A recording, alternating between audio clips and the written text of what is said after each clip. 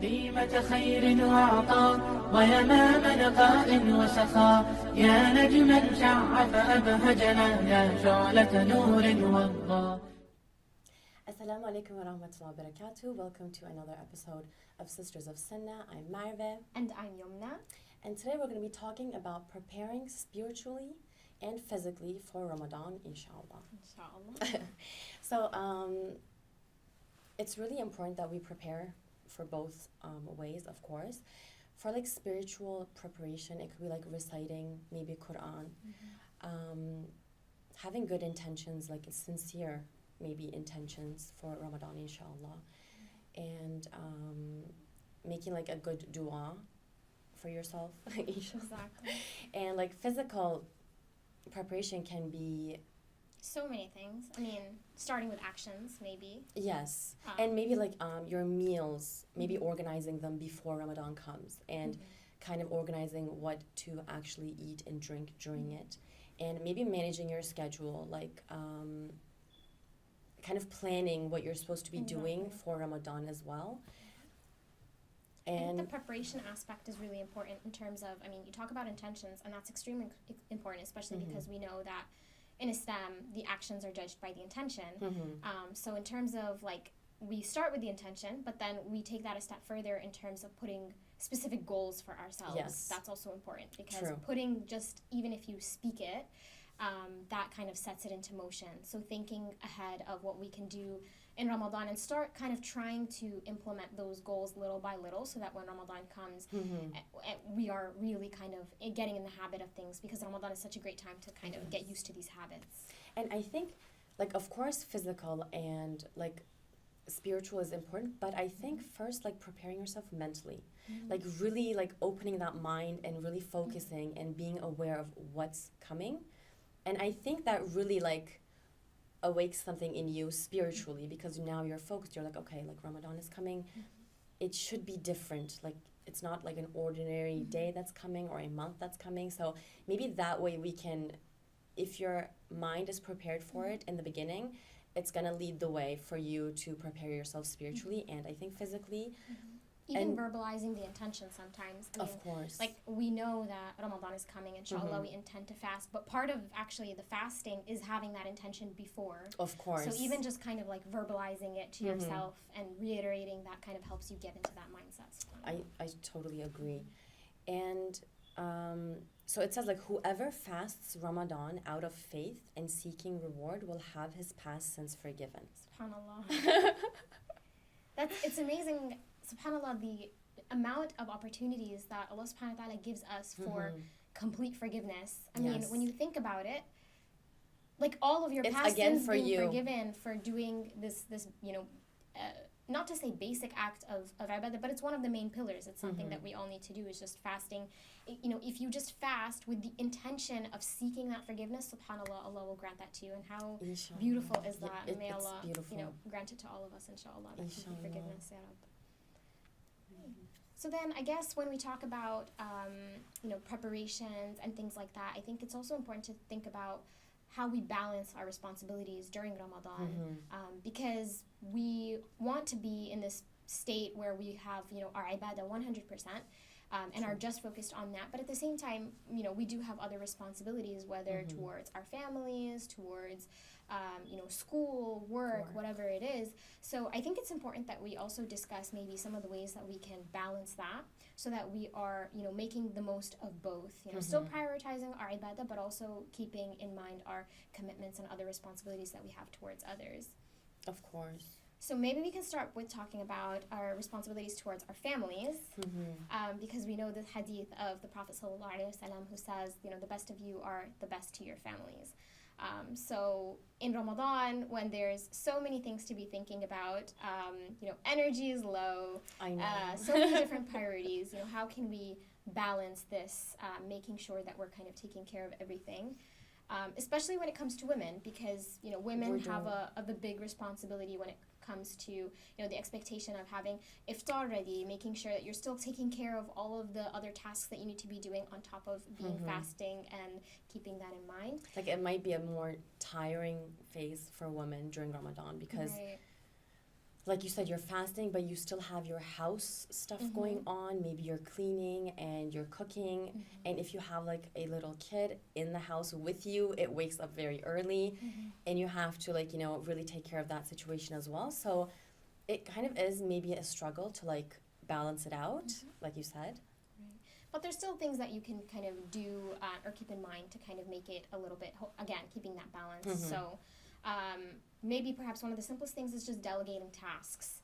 So, course. you know, talking with other members of the household, making sure that everyone kind of has like a specific task delegated to them so that the burden is not all on one person, you know, making sure that...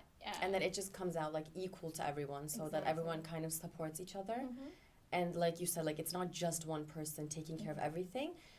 And I think when you do something all together, it's actually so much better. Like, I think everyone feels better because you're like a team and you're working together. Absolutely. And especially doing something like that in Ramadan, it's just, it's kind of like a joy, maybe, like, you know, another level. And then also prioritizing ibadah or like worship is important because, you know, Ramadan is such an important time and there's so much barakah and forgiveness and there's so much that we should be benefiting from this beautiful month. And so, you know, we have lots of responsibilities, but our ibadah should be prioritized in this time. So, you know, sometimes I think we have culturally, you know, the woman should be sitting in the kitchen all day preparing so many dishes because, you know, once iftar time comes around, everyone's going to be hungry and there's an expectation of this, like, you know, 10 course full table. Exactly, full table. And that's not necessarily a bad thing, you know, of course, as long as we are not being wasteful and, you know, keeping in mind of that. But at the same time, if that comes at the expense of her not being able to, you know, worship at all during Ramadan, then something needs to change in that balance. Of course, because then it's not really, like, of course we are cooking and we are doing our normal duties, but especially during Ramadan, it's our worship that comes first, our ibadah that comes first. So, and I think we should be mindful of our surroundings. So when you see someone just working too much and maybe they need to pray, maybe go and help them out and say, oh, like, you know, you just pray and I'll just, like, I got this covered. Like, I think it's really important to support each other in that way too, like, you know, so that we can all do our ibadah, like, together, you know? And keeping in mind that, again, comes back to this intention. So standing and cooking for your family, for, you know, this in itself is a form of worship. It is ibadah. You know, if you have this intention that you are doing this for the sake of Allah, that you are taking care of your family, because this is a responsibility that you have, that in itself, inshallah, will be, if you set that intention beforehand, that in itself will be considered as a form of ibadah, and inshallah, you will get reward for it.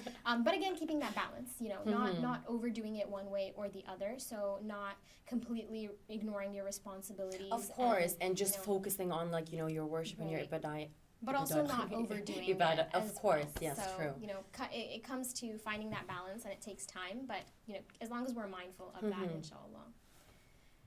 And then maybe also family worship. We talked about, you know, doing the act of doing things together. And in Islam, subhanAllah, doing things together is something that is prioritized in terms of when you think of praying salah in jama'ah, in congregation. It's so much better. You get so much more reward. So this in itself kind of underlines the importance of how, you know, it is a beautiful thing and it is something that we should strive to do, you know, worship together. So with your family, whether that's, you know, praying your prayers together in congregation, praying tarawih at home, you know, reading Qur'an together, doing adhkar together, you know, in the morning, the afternoon, after prayers, you know, all of these things can also be something that, one, it's beneficial for all, but also if you have, you know, smaller children, it's kind of training them as well and getting of course, and you're this. setting kind of like an example how you should be treating Ramadan, the way that you act.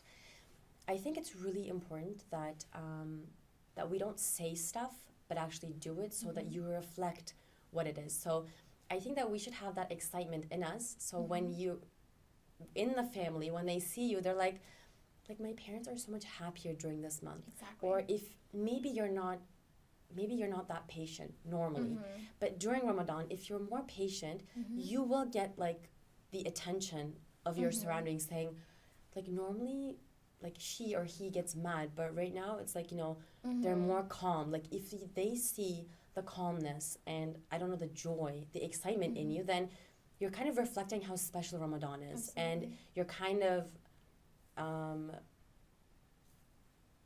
you're kind of like setting up their expectation for, especially small children, you know. Yes. They learn by what they see. So if, you know, by the way you act, if you're setting up Ramadan to be, you know, I'm always hangry and impatient, and, you know, you don't want to engrave that in them as like, this is a month of stress. When it's exact opposite. You know, we should be thinking of this as a month of, you know, peace, tranquility, and you know, children pick up on these things, so we do need to be very mindful of what we're doing during this time. Inshallah. Maybe with that we can talk about like special considerations for women, because like there could be pregnant people, there could be breastfeeding, or we could be on our periods. So there are considerations that, like, you know, that we are not able to fast during those stages. So it says that Allah does not burden a soul beyond that it can bear. So it says like Allah has relieved the traveler of fasting and part of the prayer, and He has relieved pregnant and nursing women of fasting. So like whatever is given to us, like yes, normally we're supposed to be fasting and it's a must, but it's still not making you fast when you're going through a hard time. So maybe you're pregnant and you can't fast because of some health issues. It's saying it's okay, but just because you're not fasting, it does not mean like, okay, you're just like free to go, like just hang out however you want. You should still like alternate worship. So maybe you can listen to Qur'an. Maybe you're not able to read it at the moment, but you can listen to it. And maybe you can do like, again, ibadah. You can still do that, like zikr. You can, of course, there's still a lot of things that you can still do. There's many different forms, you know, it's not just, you know, prayer or fasting. Of course, and it's not, like, just because you're not able to fast, but it still doesn't mean that you should stay away from the whole spiritual thing either. Like, you know, you're still supposed to be present. You're still supposed to be, like, speaking of Allah or thinking of Allah and living that in you, but it's just, you're not going to be able to do the fasting. Maybe you can give, like, sadaqah if you're not fasting, if you're not able to fast, you know? But I think I watched like a video or something that they were saying like, even like, let's say you're on your period, and because when it's like that we can't pray, but they still said like, you know, take your wudu, still sit, like maybe okay, don't pray, but don't relax for like the amount of days, because then it's gonna kind of mess up the discipline that you had, you know. Of doing exactly. So maybe again with this, like, you know, maybe you're not fasting, but still minimalize maybe the way that you eat, other than like, you know, just still eating all comfortable, like it's not Ramadan, like it's just a normal usual day. Maybe try and just like eat, yes, but like minimalize the eating, you know. And subhanAllah, it's from the mercy of Allah subhanahu wa ta'ala that He gives these exceptions, because, you know, He knows that during the time of travel, or women that are breastfeeding or nursing or whatever the excuse is, Allah subhanahu wa ta'ala knows and has this hikmah of this wisdom of giving this exception. And Allah subhanahu wa ta'ala loves that we take with these exceptions. Of course. And so sometimes I think it's, when I speak with other you know, fellow sisters, there's this sometimes it can be like a frustration of like, you know, you're in that like Ramadan mood, like you're in the vibe, you have kind of gotten a routine for yourself, you are really kind of at a point where you want to be, and then, you know, all of a sudden, well, you're no longer fasting, you're no longer praying, and you know, if we speak about this, you know, realistically, it kind of can be like a little bit of a dip where it kind of can demotivate you. Yes. So like you said, I think it's really important that, one, we continue with, even if it's not the exact same things we were doing, continually setting aside that time for worship, continuing with that, and not kind of being like, okay, I'm on vacation mode, like I'm not doing anything. And like all be relaxed about it, and like, you know, and kind of actually forget, oh, it's like prayer time, oh, but since I'm not praying, like it's okay, like instead of getting in that mood, because when you get in that mood, then when you start to pray again, it gets harder to get back on track. So instead of like losing the track at all, like still like being on it is like, you know, I think very important. And I wanted to touch on this point as well of kind of this, sometimes it can be frustration that, you know, I've spoken with other sisters where it's like whether you're pregnant, breastfeeding, whatever the excuse is, sometimes you want to be doing this kind of image of ibadah and you're just like, I'm praying all my prayers, I'm praying all, you know, I'm fasting, I'm doing all of these things. And sometimes it can be a little bit of like a frustration. But I think it's important, subhanAllah, to note that like this is out of Allah subhanahu wa ta'ala's mercy. Like He knows that, you know, you are at a point where maybe your body has certain needs that you can't be fasting or you shouldn't be fasting. You need this extra, whatever it may be. And even just not fasting and not praying because Allah subhanahu wa ta'ala has written this for you in this time, that in itself is an act of ibadah. So again, it comes back to reframing this intention of like, I'm following this command of Allah subhanahu wa ta'ala. I'm taking this exception that He has given me because, you know, this is out of His mercy and He loves that we take these exceptions. So again, I know it's like frustrating, and this is something that I speak with a lot about with other sisters during Ramadan. But it's again about that reframing and maybe reworking of what else can we be doing during these times. True. Yeah. Absolutely. Inshallah.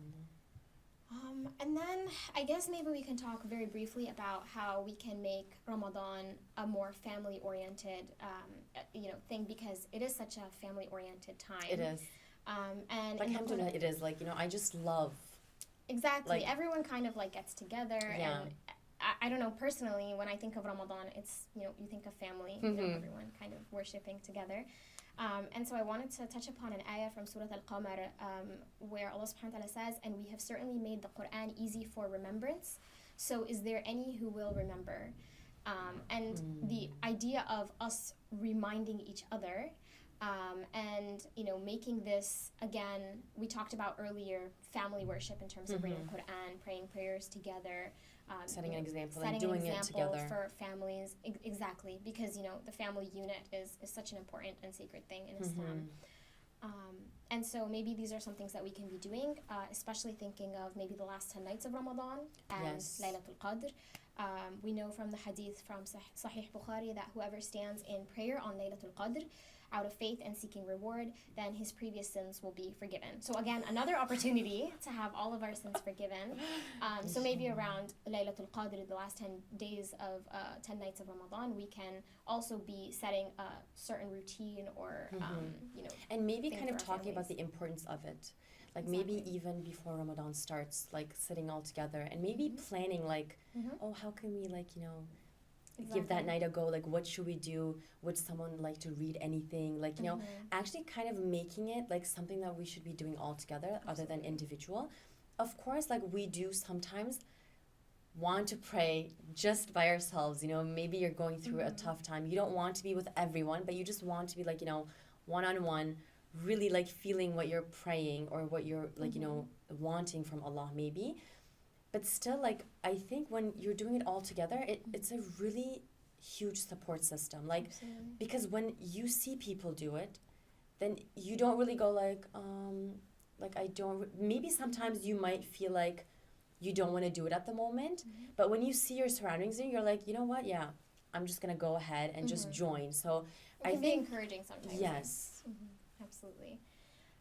So maybe we can, you know, be more mindful this Ramadan of, you know, encouraging one another, creating certain Ramadan traditions, especially for those who have younger children, to, again, comes back to that, like, getting them excited about Ramadan. What is Ramadan for them? What is Ramadan? And I think, like, decorating the house and just giving that, like, ambiance in the house. Like, because it's not, like, an ordinary day. It's not an ordinary month that's coming. It's like very like spiritual. It's very exciting.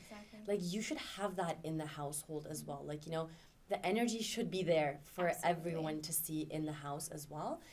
And I really think that, like, you know, because I want to compare with like, because in other religions, like they have Christmas, they have Halloween, and it's always like the decoration that kind of gets the kids' eyes, right?